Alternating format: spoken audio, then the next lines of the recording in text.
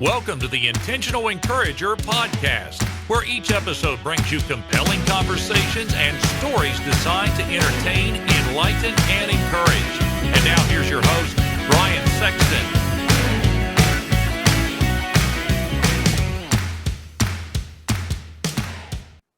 And welcome into the Intentional Encourager podcast. I'm your host, Brian Sexton. Thank you for joining us again today. And this guy that I've got on, I've been wanting to have him on for a good while.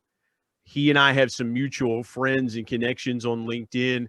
But the main reason I wanted to have him on, I'm going to get a Hawaiian perspective. We've gotten all this international perspective with guests from Australia and South Africa and Canada.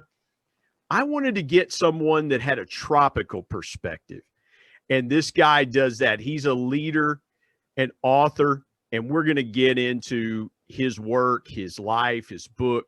He's an explorer of the deeper possibilities of leadership. And that's where we're really going to go with Brian Cunningham, who joins me today on the Intentional Encourager podcast. Brian, welcome to the Intentional Encourager podcast. Thanks so much, Brian. I'm thrilled to be here with you today. I want to drive this dialogue deep with you. So thanks for the opportunity. Well, listen, two Brians in the same conversation, it cannot do anything right, but be gold. You right? know, what could go wrong? Well, you know, it's going to be gold because you're here, not because I'm here. It's going to be gold because you're here. Brian, I've asked a lot of people that I've done podcast recordings with, and again, I want to preface this by saying recording this in the middle of the COVID-19 pandemic. We have done things a little different here. You know, West Virginia, it's a small state. We have about 1.8 million people, but you're on the island of Hawaii. You're in the 50th state, and you're 2,500, 3,000 miles away from where we are here in West Virginia. What has life been like on the island around COVID-19? Thanks for that, Brian. Well, first of all, I've been out here about 4 years, so I'm not native to Hawaii. Although, the aloha spirit sort of pulled me there over these many years, coming all the way from the Philadelphia area to New Mexico and then jumping out to Hawaii 4 years ago. But one of the reasons I got to tell you, Brian, that I'm very interested in speaking to you is that your work and your book and your, focus on people first, leadership and connection. It's all about connection. And the aloha spirit of Hawaii is about fundamentally connection. So this is the thread that weaves through all of this. And so I was pulled out here by that aloha spirit, that desire to connect further, deeper in service to others. And so then, after a couple of years out here comes COVID. And it has hit everyone so hard. I mean, that's my real sort of sense of this thing. It's a little bit hard for me to focus on how COVID has impacted me or the work that I do or the organization that I work in without very clearly understanding the impact on the whole planet and so many people.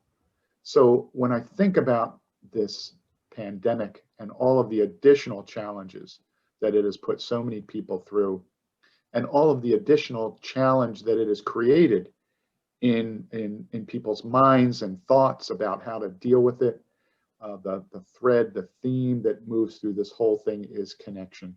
How can I connect further? How can I serve deeper? Even though many people around us are finding reasons to fight with it or argue about it or deny it or overhype it, there's all these perspectives. Yeah. But there's a thread that runs through all the middle of this, and many people see this also. This is an opportunity for further connection because that is truly the only way we get through anything. So that's why I appreciate your work, Brian, and I have a feeling we're going to keep coming back to that with any question you might have, because it really is a fundamental driver of our humanity. Well, Brian, I think what you've done there is as I was taking notes there just a minute ago about what you were saying, what struck me is a lot of times we have a very myopic view of the world. Mm-hmm. We have this view of this is what's happening in my community. This is what's happening in my region. And then we go, okay, we start to go, here's what's happening in my house. Here's what's happening in my job. Here's what's happening in my family. Oh, here's what's going on in the community. Oh, here's what's going on in the region. Oh, here's what's going on in the state. And then and the further away that we get from what truly affects us, we start to think less and less about the other people involved. Mhm. You know, it's the old saying, out of sight, out of mind. And when you have Yeah. and I'm doing this for those watching on YouTube, when you have a myopic view, all you see is straight ahead of you. You don't see anything to the left or right. So I love what you said there, Brian, about thinking about this from a global perspective and a global thought process, because again, and that's why I wanted to lead off with that question, because Mhm. I know how we're dealing with it here in West Virginia in a state of 1.8 million people. But I'm curious to learn, and I ask this question whether I'm talking to somebody, wherever I'm talking to them, I'm genuinely interested in what's happening there, because I'm Mhm. not physically boots on the ground. I'm not physically there.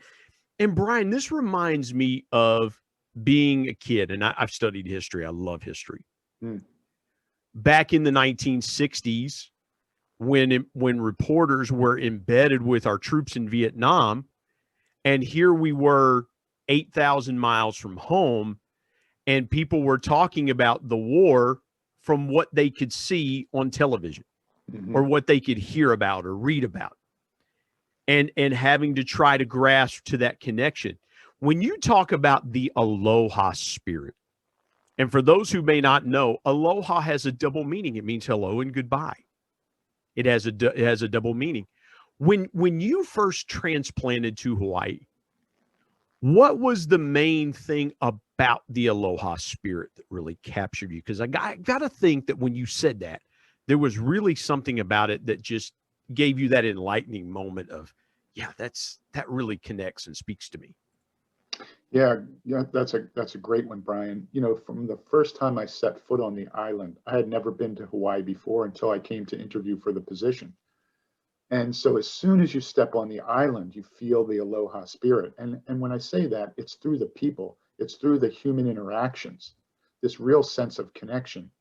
You know, again, I'm not a native Hawaiian, uh, and aloha is used to acknowledge hello and goodbye, but it means something, my understanding, much deeper than that. It is the recognition of our humanness and our connection. That's what makes it so special. I think maybe because, you know, people are on an island, there's more of a sense of we're all in this together. I'm not sure. Again, I'm not a native Hawaiian. I would not speak for them, but there is a clear sense of connection and that we are in this together. We hear that phrase a lot, we're all in this together. We heard it through the pandemic, we're all in this together. But in Hawaii, there is a deeper sense of that. And people truly reach out to help each other from that perspective. So that's been my experience. That's my sense of the aloha spirit. It is about our true connection, our very real connection to each other, how we can help each other, serve each other, make each other's lives better, a little nicer, a little kinder. It's real. It's a real thing here. And you know, I love what you said there, Brian, because a lot of times we see these buzzwords and we see these keywords, and we use them a lot in leadership and things like that, where it's when you say that phrase, it's like, oh yeah, you know, we know what that means. It's almost become jingoistic, if you will. It's part of the lingo or the vernacular of leadership. But I love what you said there about the true Hawaiian spirit embracing the concept. And what I know about Native Hawaiians, a little bit that I know about them, is that when they say something, what they say truly means what is being brought out in their Mhm. words. They're very much a people of, if they say it, and like my dad used to say to me, if you say it, own it. I sense that from the little interaction that I know about Hawaiian people. They are very intentional about everything that they say, having words having that powerful meaning behind it. When you look at, and again, I know you've only been there a short time, Mhm. have you seen that come to fruition? I just had a sense there that was a moment when you were saying we're in this together, and the human to human interaction, that you saw those words deeply and powerfully demonstrated as well as being said.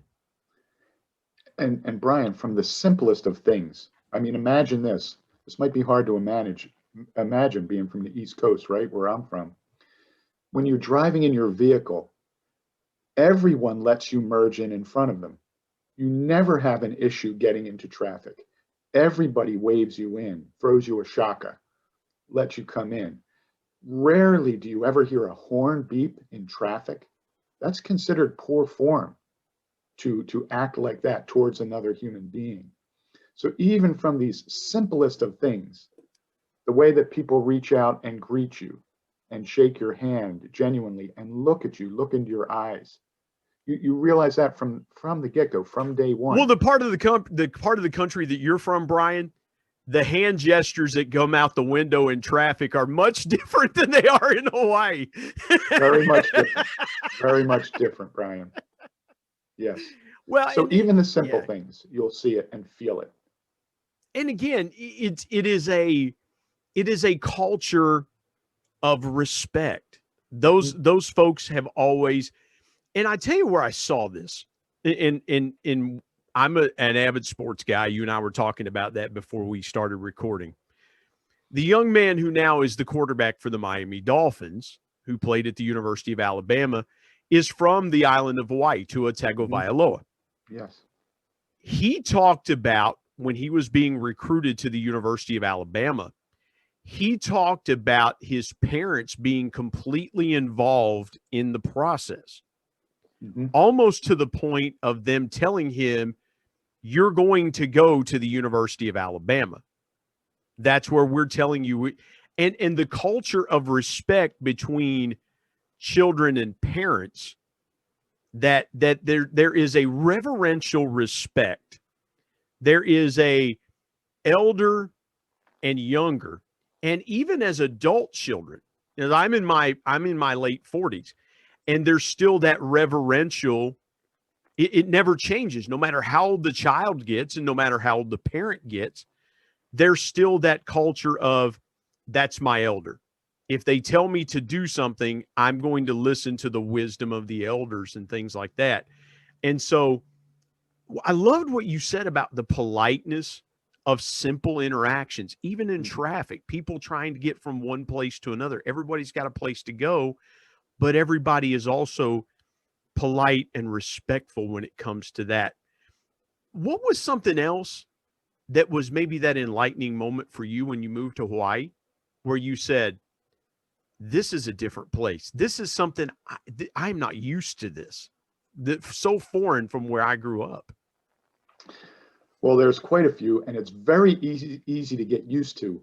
Where in 1 minute you weren't used to it, the next minute you're flow right. So the acclimation rate is very easy to pick up on there. Yeah, very quickly. You know, when I interviewed, of course I had a suit on and a tie, and I was interviewing with the board of directors, and one of them said towards the end, if you end up coming here, that's a really nice suit you have on, but we would never want to see that again.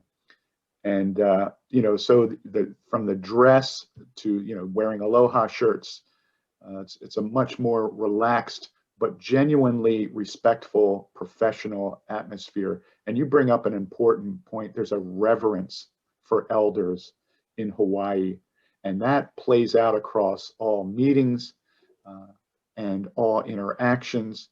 And it really does sort of set the tone for, I think, maybe the way it has been historically in many cultures, honoring each generation and honoring each generation's contributions and wisdom. So even in meetings, formal meetings in workplaces or in community meetings, you see this reverence play out. And you can just see, instead of people fighting for their own opinion and fighting for their own perspective, people most certainly put their perspective forward. But there is a genuine sense of respect, a genuine honoring of others' opinions, of others' perspectives, that really pervades every meeting, every interaction, whether you're going to the movies and before COVID in those days, right? Interacting with the ticket taker, to everywhere, in line at the grocery store, it is everywhere.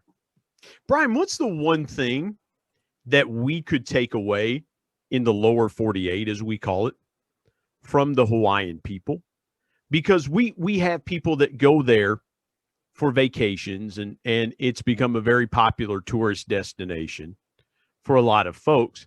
But it's a literally it's a fly in for a week or 2 weeks and then go back to normal. What is one thing that we here in the lower 48 could take from the Hawaiian people that would make things that we do on a daily basis, both personally and professionally, that much better? Brian, you're one of the ones speaking to this, and I don't mean to come back to this for any other reason than it is the foundational principle, and that is connection. We are all in this together. We are connected. And, on the mainland, there's, I spent many years there. And of course, there's just this separation mentality and this sort of, there's something to be said about rugged individualism and independence. But in Hawaii and in other cultures, most certainly, this concept of interdependence is really where we come together in service to all.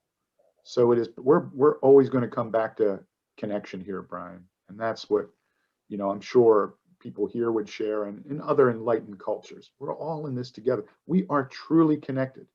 Whether you look at this from the Hawaiian culture or another culture, or from, as you know, modern physics, we are literally, at a quantum level connected. Yeah. So any illusion of separation will lead us down a trail of dysfunctional behaviors and impacts on each other. So yeah, Brian, I didn't mean to interrupt. We have forgotten how to fundamentally connect with one another. And I love what you said a few minutes ago. You said, the hashtags, the alone together, and we're all in this together. And we wear a mask to protect each other, and all the things that we've been told that will help bring us together.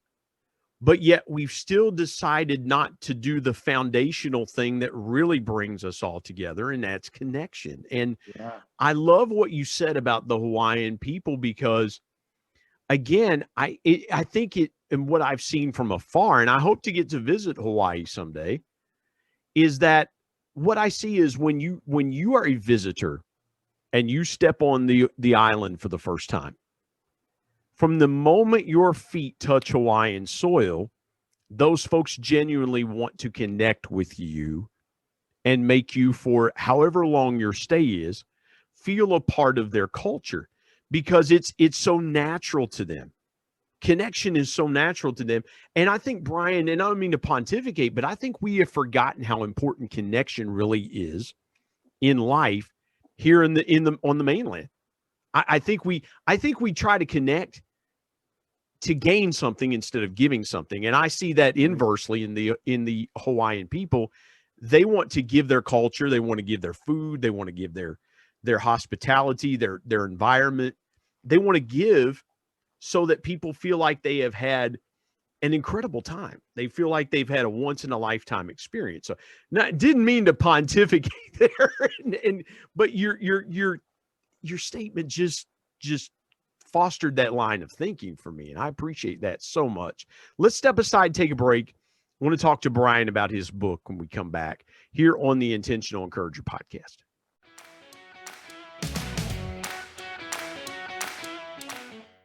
Hey everybody, Brian Sexton here. I want to tell you about our sponsor, SEO National. SEO stands for Search Engine Optimization. Now, what's that, you might say? Well, search engine optimization helps you show up higher on search engines in front of paying customers for words that you as a business owner can monetize. What a great concept. SEO National is owned by my good buddy Damon Burton, who's been a guest here on the Intentional Encourager podcast. Not only has Damon and his team worked with businesses of all sizes, from e-commerce startups to NBA teams and Shark Tank featured businesses, but more importantly, Damon and his team are about transparency, trust, and providing lifetime value. So much so that he still has his first customers after opening SEO National 14 years ago. Let me give you some intentional encouragement and call Damon and his team today at 855-736-6285 or go to www.seonational.com and get a free quote.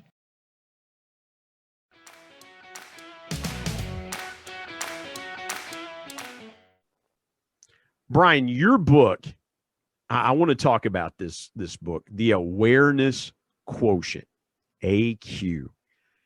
First of all, that's brilliant. I couldn't get my I had to take my title, People Buy from People, from something my dad told me 25 years ago.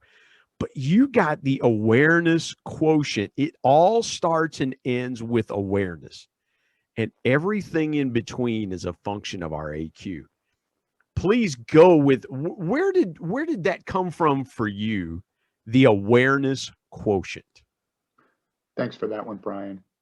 You know, as you said earlier in part of my sort of introduction, my focus has always been on these deeper possibilities of anything, you know, whether I was playing ball as a kid or, you know, in school or learning or in relationship. I want to deeply understand things so that I can do it really well. I want to be in great relationships. I want to serve exceptionally. So when I was coming up through the leadership development program, I started to realize very quickly that despite all of the material out there, Brian, you know, there's 1,000 books out there on leadership development, and many of them are just incredible, really done well. Yeah. But the thread that connects them all, if we were to use a sports analogy, there are all these skills. Pick a sport, football. There's all these skills in football. But what's the thing that links them together? What is the game plan that links them together? What is the developmental progression of skills that helps somebody to perform at their highest level? If we're talking about sports, Brian, right? It starts at sandlot, right? Yeah. You're in t-ball if it's baseball, or football, you know, it's flag football for little kids now. And there is a developmental progression of skills that build on each other. Yeah. And that is true of any sport, any game. It's true of all of any living system. Grows along a natural developmental progression. We need to crawl before we walk and walk before we run. When we go to school, you start in kindergarten and you move up. You can't jump from kindergarten to PhD work. Yeah. So this concept of the developmental progression is key to all of our growth. And you see it everywhere, except, Brian, in leadership. Well, Brian, let me jump in there because you mentioned the sports analogy, and we're a month removed from the Super Bowl as we record this podcast. The thing that makes Tom Brady the greatest quarterback of all time is being aware on the field of everything around him. A guy like Peyton Manning, who has watched enough film, that's the greatness of a Peyton Manning, is he's watched enough film so that when he gets to the line of scrimmage, the defense he's seeing and he goes, okay, I know what they're doing here. I'm aware of this. And being a Cincinnati Bengals fan, I saw a quote from Joe Burrow, their rookie quarterback, and he said, we were playing the Colts and they were doing this. And I thought, okay, we had the right play called, but then their linebacker did something else. And he said, when I went back and watched the film, I know the next time that I see this, I'm going to have to do this, because when I saw it in live action, I threw an interception. I wasn't aware as I needed to be. Yes. In leadership, and I love the sports analogy. That speaks to me as a lifelong sports fan. What causes leaders to lose awareness of what's around them? Got it. So awareness. Let me tag it on. The first book that I wrote is called The Leadership Revolution, because evolution takes too long. And it is about applying our awareness to the developmental progression. So you bring up Tom Brady. He has been through the developmental progression, and he is still progressing. And you know, on every play, he's progressing through what he sees on the field. You know, they talk about quarterbacks running through their progressions. Yes. You know, the play's called for it to go to Mike Evans, who may be on the outside, but Mike Evans is double covered. Okay, my second receiver, well, there's a guy that's going to come in. So in my progressions, maybe the guy that's wide open is the running back standing there by himself going, there's no one around me, and Brady gets the ball to him. So yes. I wanted, forgive me for jumping in there, but when you said progressions, again, those all happen very, very fast. It's why the great ones are such great decision makers is because literally they have about 2 seconds in real time to get the ball where it needs to be before their pocket collapses. Yes. And they have to make those decisions very quickly. When you talk about, let's step back to the first book you wrote for just a second. You talked about evolution, which takes too long, and we just went through that. If you wait for the progressions, you're going to get killed back there. Yep. So where do you believe the revolution is heading to next? Because everybody wants to focus on the next. So let's talk about the next. Where's the next progression in the leadership revolution? So in order to understand the progressions, you have to immerse yourself in the developmental progression itself with your awareness. It all starts and ends with awareness. The model starts with that fundamental principle. We are nothing without our awareness. Unless we can perceive stimuli in our environment, we don't even exist, right? So it's a fundamental universal principle. When we apply this to the developmental progression, we apply awareness everywhere. But if our awareness is fleeting, if it's not grounded, if we don't know the drivers of our awareness, which are our attention and focus, if we don't understand this, we just jump from one thing to the next, one shiny object to the next. And then when something stressful comes into play, our awareness contracts, and then we can't see all of the available choices. When we immerse ourselves in the developmental progression of whatever it is, football with Tom Brady, leadership with the dialogues we're talking about, now we can see the whole field. If you don't know what the whole field is, if you don't know what the check-offs are, if you don't know what the progressions are, when they happen in real time at high speed, you will not be able to adjust quickly enough in leadership or in football. And Tom Brady is that example. So firstly, you have to immerse yourself in the developmental progression. And in football, it's well known. And these great coaches can illuminate that. Yeah. And as the environment changes every week with the next team and the adjustments that they are making, that's the game here, right? Staying current with all of the possibilities that are coming, this really complex dynamic. So it is immersing yourself in that dynamic. And leadership is a similar dynamic, especially how quickly things are moving. So let me give you a taste, come back to your original question. Yeah, I'm curious about that. I'm really curious about that because, let me say this as you were talking there. Here's a thought that I had. I love the analogy that you made about the awareness of the whole field. Yes. But doesn't it really start with down and distance?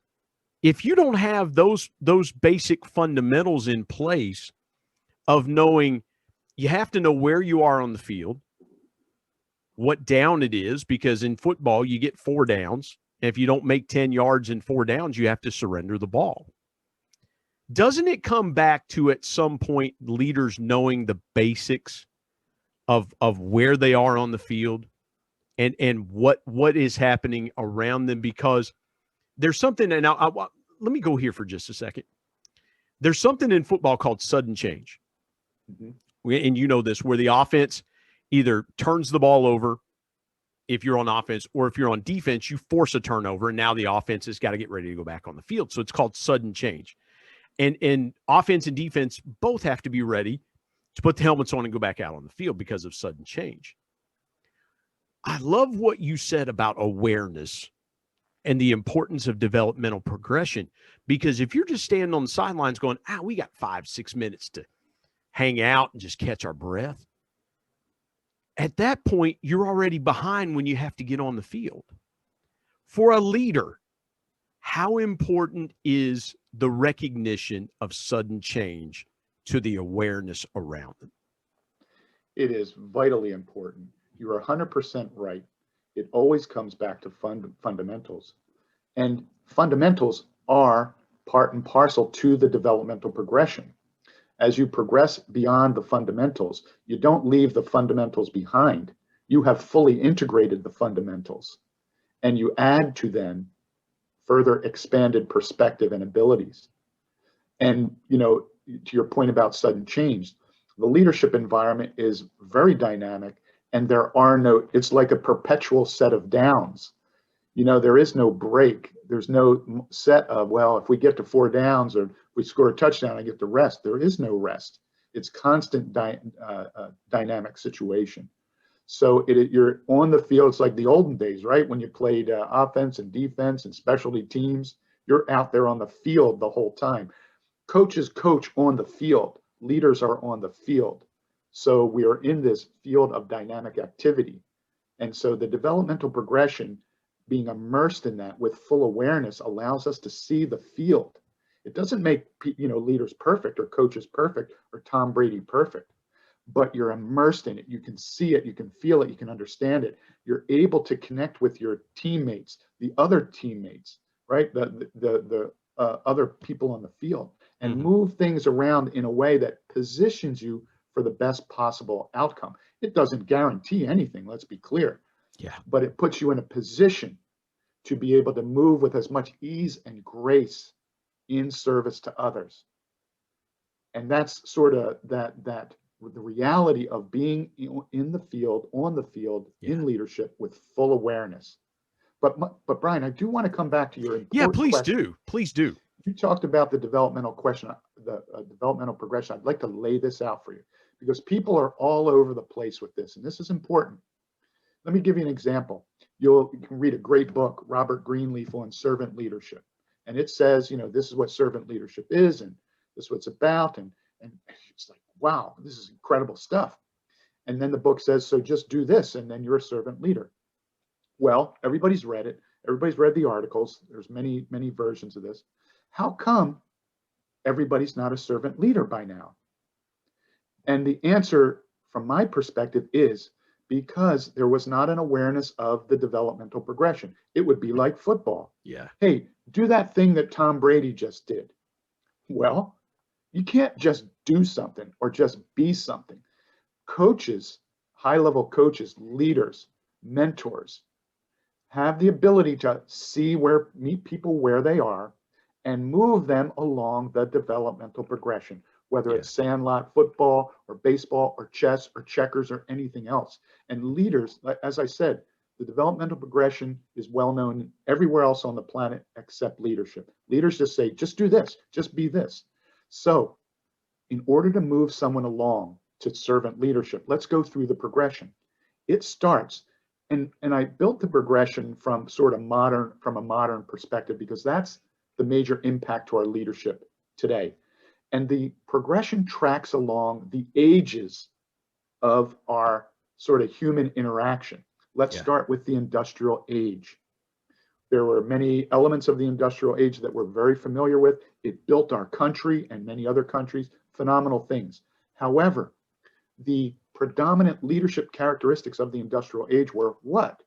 Right? Control, dominance, authoritarianism, right? Patriarchal approaches. You were seen and not heard in the workplace. You came, did your work, got your paycheck. You did not question authority, right? All that. Very well known. Well, that was professional sports until the 1970s when free agency got into the sports. Because it was everything. In baseball, the owners had the reserve clause. And if the owner said, we're going to cut your salary by $5,000 to play this next season, even though you led the league in home runs and RBIs, but you're getting a little bit older and we're going to cut your salary back. The players had no choice. You're exactly right. Even in a lot of things that we did through the 1970s, it was very authoritative in demand. And even in leadership, it was do as I say, not as I do. Yes. And so, the progression, Brian, I want to ask you one more thing, and then we'll get into your story, because I love this. And we could go 2 hours just on this particular topic, but how does a leader adjust themselves in the midst of leadership? Because again, you were talking about, we've spent a lot of time making the sports analogies, but it fits because a lot of times great coaches, great leaders know how to make the right adjustments at the right time.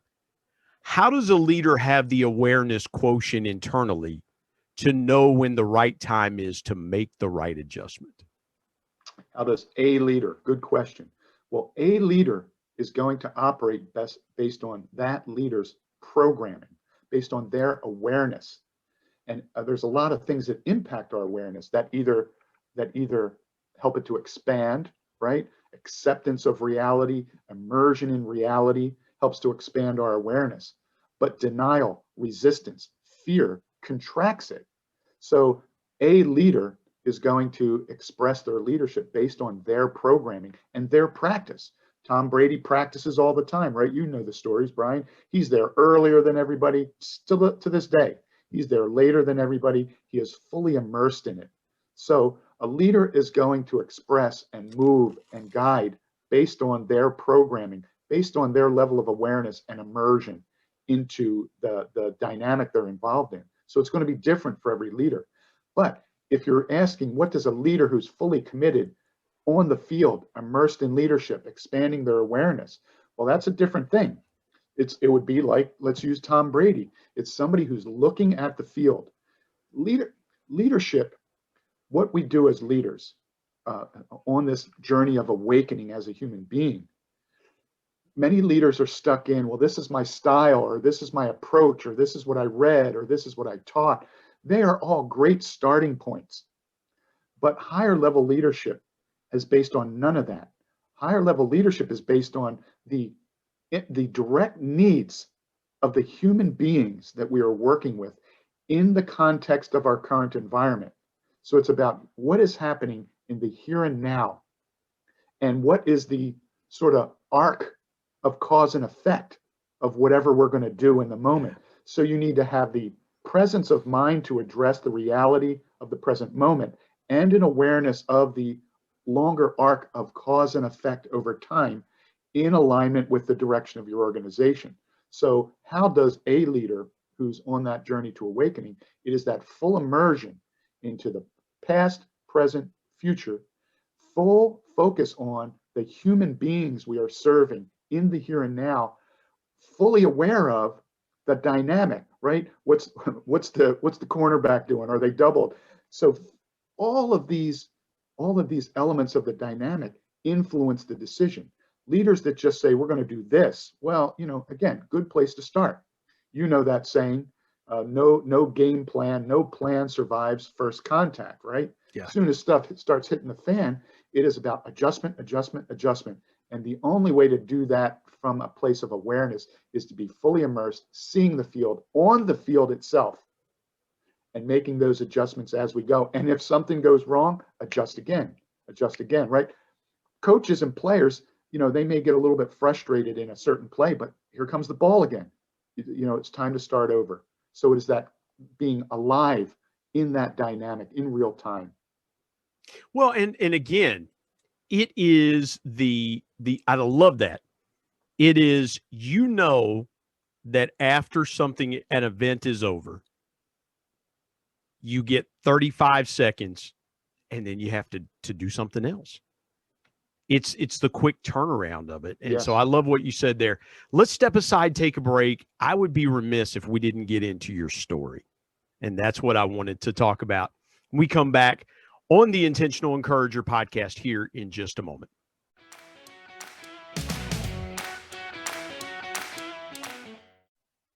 Hey, everybody, Brian Sexton. Want to tell you about my new book, People Buy from People, 10 Powerful People Lessons from the Ultimate People Person. My dad was one of the greatest connectors that I ever knew. And he shared with me 10 connecting principles that I have used throughout my 25-year sales and sales management, customer engagement, and leadership career that I'm passing along to you. If you want to be a stronger, deeper, and more powerful connector, you've got to pick up a copy of People Buy from People. There are concepts in there that you may not realize help make you a power connector. You can go to Amazon and pick it up, Kindle if you're an e-reader and you like to do it that way, or now available on Audible.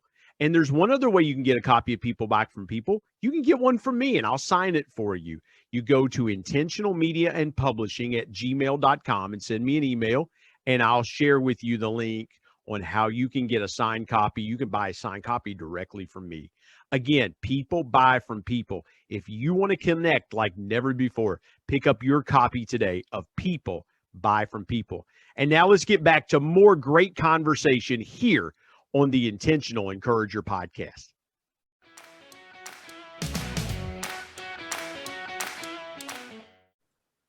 Brian, we have had tremendous conversation, and we could, like I said, we could go hours. I love this. I love what you're bringing to this conversation because it's so relevant.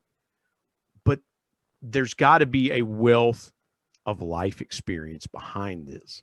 And so take me as far back as you want to go from point A to point B and kind of talk through your story of how you got from there to here. And I want people to get to know you and your life a little bit deeper. Thanks, Brian. You know, I truly don't think that my story is any really different than anyone else's. I hear other people's stories, and my first reaction is, wow, you know, that's really incredible. And then my second reaction is, wow, that's very similar to the other story I heard about that other person. And hey, wait a minute, it's similar to my story. So I think there is a thread of truth and thread of connection that runs through all our stories. Mine, you know, if we were to talk about it, you know, starting at an arbitrary place in the workplace in my early 20s, I started at a large hospital in Philadelphia as a parking lot attendant. And, you know, I love that job. I learned how to park real good. I still park real good to this day, Brian. But it was in a large hospital, and I knew something was very different right from the beginning. People that come to you to simply park their car are coming there because, you know, somebody's sick or ill, or it's the birth of a child, or the transition of a loved one. You know, so it's a really charged environment, and teamwork, helping each other is critical. It's critical. So I learned very early in this environment about connection, about teamwork, and about the real impact of it. It's not just winning a game like, woohoo, we scored more points. It really does really sort of result in life and death many times in healthcare. So it's a charged atmosphere to work in because of that fundamental issue. You're dealing with human beings really in some of their most challenging times. And that really impacted me along the way. I was, you know, parking lot attendant, elevator operator. I used to wheel patients around this big hospital. My growth in leadership is informed by those early years. At the same time, you know, your life, my life is happening on multiple tracks at the same time. At the same time, in my early 20s, I was very interested in personal growth and spirituality and understanding these deeper elements of who I was and why I was here. So on one track, I was doing this deep exploration of who I am as a human being, why we're all here. And so my work then was informed by this exploration. So even if I was wheeling somebody around the hospital, I was thinking about it within the context of, well, who am I? Who is this person? Why are we connecting for these few minutes to give, you know, wheel them up to X-ray or wherever? So my pathway through the workplace was informed by this understanding that there's something bigger going on here. And so as I viewed the leadership followership dynamic, even as a parking lot attendant, you know, I was a student, you know, I'm still a student of leadership. I was watching, looking, listening, reading, you know, read 1,000 books on leadership and spirituality and indigenous cultures. And so the whole journey is informed by this desire to know who I was and why I was here. And so whether I was, you know, a parking lot attendant or elevator operator, you know, same thing. I eventually moved into, I'm sorry, Brian. No. I was going to say, do you have a moment? Because I can, as you're taking me through this, I can picture those times in my mind, because you've done a beautiful job of saying, when I was wheeling this person to X-ray, or I was interacting with this person in fragile moments of life, you know, because not everything is jubilation, right? Yeah. And you saw that firsthand working in a hospital environment in your early 20s. what a great way to find out what life is all about. The highest of highs and the lowest of lows. Is there a moment that sticks out to you from maybe a brief interaction that you had with someone that many years later that you can recall and the impact that it had on you? Yeah, there's actually quite a few, but one of my early ones, we used to call ourselves transportologists, as we wheeled people around, because You everybody gave else, yourself terminology before there was relevant terminology. I yeah, love that, Brian. everybody has a cool name in healthcare, so Yeah. we were transportologists. And I remember we were, kind of low on that totem pole, and sometimes there would be, there's tense issues on a patient floor, and sometimes the nurses, these beautiful people who I learned so much from, but sometimes there'd be interactions, and maybe they would take it out on the, transportation person or whatever. Where were you, and where, and all this stuff. And I remember I was practicing and trying to look at people, in new ways, and I'd be able to be polite even under fire, right? Even when somebody was sort of coming at me, I'd be very polite, but inside, Brian, I could feel it. Like I'd be angry, and I'd carry that, and I'd think, why did that mean person? I'd think things in my mind.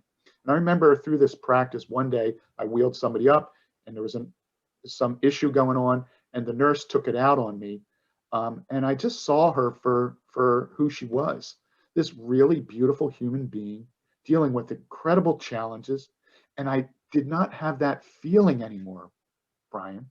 All I wanted to do was help. And I said, I completely understand. I am so sorry. What can I do to help right now?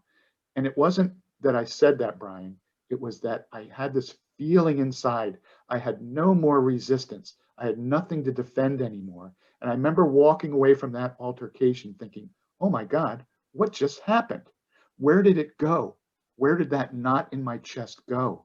Where did it go? It left. And from that point, I just continued on this really expanded exploration of my ability to serve in really challenging moments. And as I got, moved into, I was a nuclear medicine technologist. I went to school. I was an occupational therapist for many years, treating patients, working with doctors, before I moved into leadership. And leadership, as you know, is a whole new world. You want to talk about, I think, one of the probably most genuine paths of human growth. It's leadership. Yeah. Nothing puts you in front of yourself like leadership. Nothing puts you in the firing line like leadership. You are questioned every day, about everything you say, do, think, act. So it is an incredible path for our awakening as a human being. And I had many further sort of experiences through that helped me to see what we are truly here to do in service to others in leadership. So that was one back in the beginning, and there's been many. No, I love it. I love it because you and what you were able to do in that moment is very hard sometimes for people to do, because we're emotional, we're humans made up of emotions. We think, well, that person was nasty to me. The next time I see them, I'm going to blow them out of the water. They don't understand what I had to do to hustle to get up here and do this. And I love how you were able to say, you know what? I can swallow this. And I love the descriptive analogy of the lump in my chest left me. Yes. That's beautiful.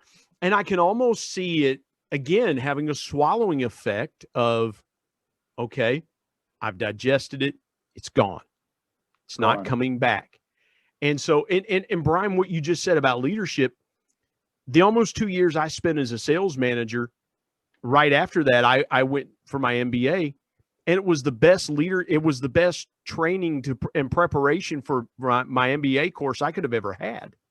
Because all the things that we did in the MBA course, I was like, yeah, as a manager, this is what I did. This is how I reacted as a leader. And so I love what you said there. Take me through the biggest obstacle you faced. Yeah, go. Brian, yes. Let me make one more critical point. No, please go. And this ties back to awareness itself. When you mentioned what I did in the moment there with that nurse, I want to be very clear. I didn't do anything in that moment with the nurse. It was because of the work in awareness that I was committed to at the time and to this day. As you know, there are many paths to the expansion of our heart, to the expansion of awareness, whether it's through, a religious perspective or a spiritual perspective, or even a pure science with modern quantum physics. So that's the message I want to share. If we try to work on, our anger management, well, yeah, if we do that outside-in approach, yes, we can have some movement and we can get a little better. But if we work from the inside out and do the deeper work as a human being, then in these moments, our awareness will inform our actions in a way that would not be possible for our mind to do it, right? So this is the difference. The AQ model, awareness quotient model, is about doing the deep work of awareness in parallel with whatever field you're involved in, football, leadership, whatever it is. Yeah. And it is then your awareness that informs your heart, your mind, your IQ, your EQ, right? It's your AQ that informs all of this. So it's the deep work of awareness that informs all of this. It does the heavy lifting for us. I want to make that point about the awareness quotient model. It's not a step 1, step 2, step 3. It's not do that. If somebody does this, do this. It's expand your awareness, and your being and doing, your thoughts, words, and actions will be an expression of expanded awareness, no matter what happens in your environment. Man, I want to make that point. No, I'm glad you did. And thank you for taking us back to that, because again, when you understand situations around you, and I'll give you an example. When you come face to face with the death of a loved one, yes, you become incredibly aware of everything around you. Your senses are, and the first time that I saw this was when my father-in-law passed away, and my wife was busy doing and being there for her mom and doing this and doing that. And my sister-in-law, who lives now on the property site that we live on, she came to her house, and I got in the car. I said, I'll be back. I told my wife, I said, I'll be back. And my sister-in-law wasn't married at the time. And I came up and I said, I just wanted to sit with you for a little bit because I could see you were pretty overwhelmed. I just want to make sure you're okay. You just lost your dad, but I just want to make sure you're okay. And we just sat for probably 30, 40 minutes and talked. And to that point, Brian, it's just being aware of what's going on around you and knowing where you can meet that need. I know that you have an obstacle that you've overcome. And I feel like this is the right time to ask you how awareness helped you overcome an obstacle in your life, either personally or professionally. Got it, Brian. You bring up such a great point, and you alluded to it earlier. Some people, Tom Brady, others, have this awareness of the field. In traumatic situations, our awareness is expanded. Death of a loved one, birth of a child, our wedding, all these things expand our awareness. But then our programming and everything around us pulls us back into our default mode. Yeah. So the key with awareness and the awareness quotient model is we don't need traumatic events to expand our awareness and remain there, right? There's a clear pathway to this. People have been doing it throughout our history. We don't have to wait for or rely on the big game. In the big game, I can see the field. We can see the field in the most mundane of activities if we just understand the progression, if we understand who we are and why we're here, and just do a little practice. So the awareness, the long-standing practice of awareness has helped me through every version of, whether it be a health challenge or a family challenge or the incredible challenges over this past year with COVID. Working in healthcare, I mean, my heart goes out to the people whose businesses have been impacted, and that's where I think the real challenges are.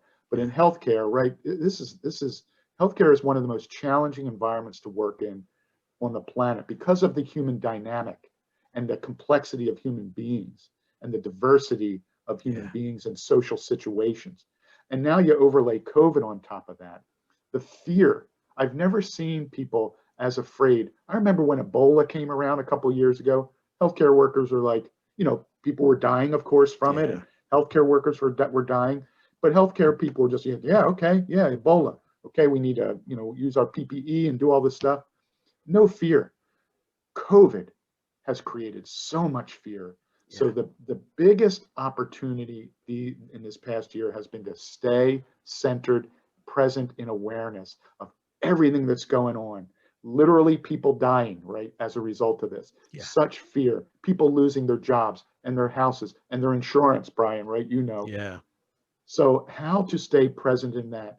So the biggest obstacle as complexity continues to assail us, that is the big issue with the developmental progression and why we progress.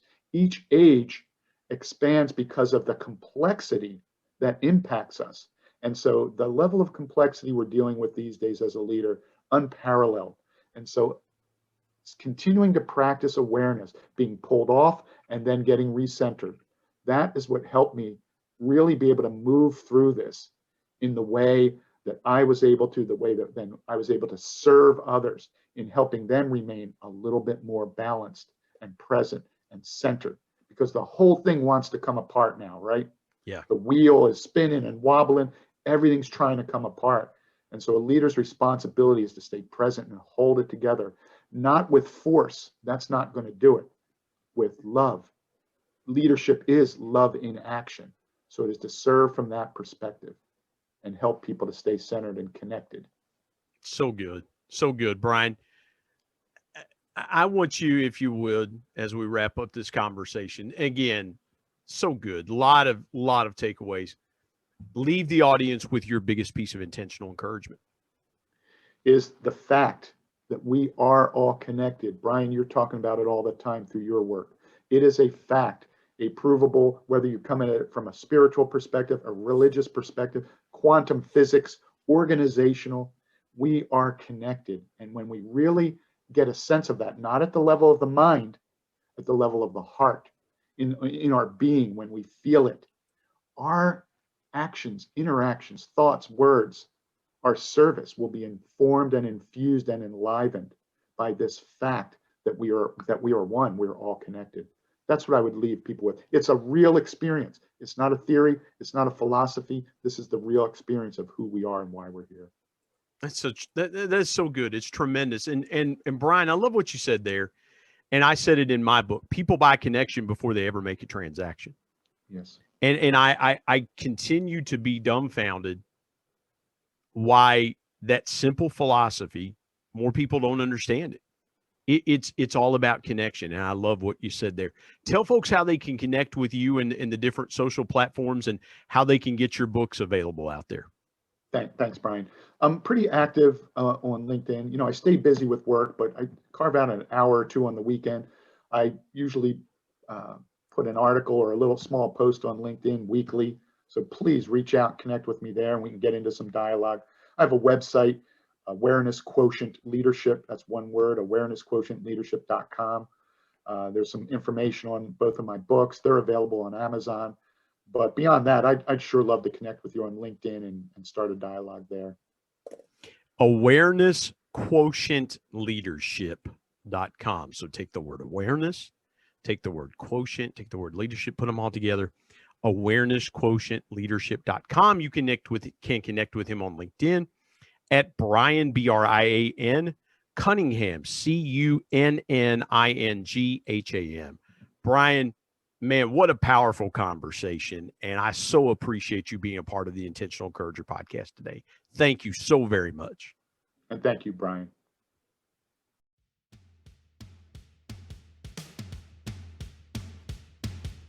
My thanks as always to producer Bryce Sexton and technical advisor Matt Means. And of course, the ultimate thanks goes to the Lord Jesus Christ, who provides intentional encouragement every day through his word. If you're not subscribed to the Intentional Encourager podcast, hit the subscribe button wherever you get podcasts so you don't miss an exciting episode where you can get encouraged and stay encouraged. And remember, anyone, anywhere, at any time, any place can be an intentional encourager.